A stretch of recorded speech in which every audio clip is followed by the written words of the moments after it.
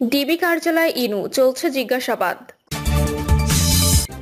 Answer সদস্যদের ছাড়াই চলছে চট্টগ্রাম বিমানবন্দর। ফারাক্কা খোলায় কি পরিমাণ পানি বাংলাদেশে ঢুকবে জানালো ভারত। নির্বাচনের জন্য যৌক্তিক সময় দিতে চায়, অনির্দিষ্টকালের জন্য নয় বলছেন ফখরুল।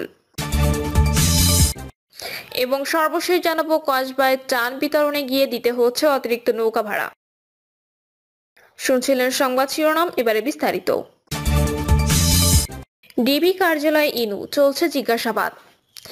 জাতীয় সমাজতান্ত্রিক দলের সভাপতি ও সাবেক তথ্যমন্ত্রী হাসানুল হক ইনুকে গ্রেপ্তারের পর জিজ্ঞাসাবাদ করছে ঢাকা মহানগর গোয়েন্দা পুলিশ।